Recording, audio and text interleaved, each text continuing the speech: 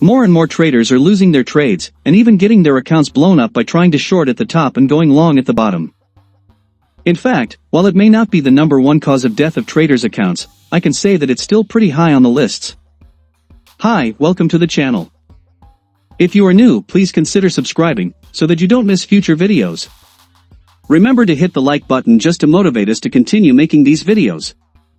By the way, if you are interested in making money online via trading etc., visit the links in the description box below. Let's get into today's video. Don't get me wrong, I certainly understand the appeal of trying to pick tops and bottoms. The promising reward-to-risk ratios alone are too tempting, especially when the setup is supported by major technical levels. Unfortunately, many traders pick tops and bottoms not for fundamental and technical reasons, but for the simple satisfaction of being right. After all, who wouldn't want to share to their friends that they shorted at the top or went long at the bottom of a strong move? But just because picking tops and bottoms present good reward-to-risk ratios doesn't mean that everyone should jump in at every opportunity.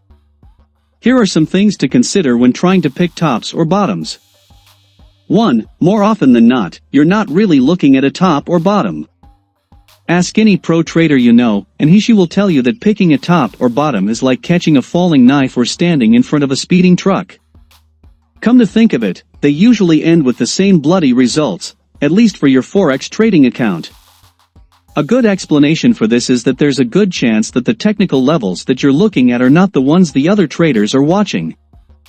Also, the other factors driving the trend, sentiment, fundamentals, etc., might still be valid at a time when you think the pair is forming a top or bottom. 2. The subconscious need to be right from picking a top or bottom increases the danger of poor risk management.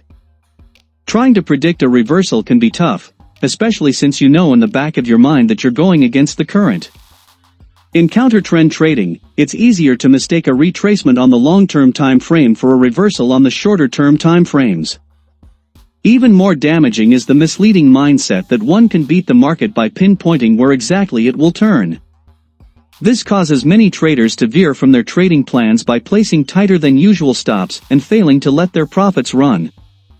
3. Counter-trend trading takes experience. Although there are instances when both fundamental and technical analysis hint at a reversal, there will never be a guarantee where exactly the market will turn.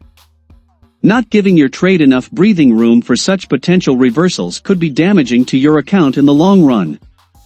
This is also probably why some seasoned traders caution against picking tops or bottoms. Taking counter-trend trades demands a lot of market experience, yet even some pros recommend that 90% of your trades should go with the trend. With a lot of experience, and after doing your homework, picking tops and bottoms is just as good as any trading technique as long as you always remember to practice proper risk management and give your trade enough leeway in case the market reverses a bit farther away from your predicted turning point. If you learned something new in today's video, please remember to click the like button. Leave a comment with your thoughts in the comment section below. Again, hit the subscribe button so that you do not miss future videos. We will see you in the next video.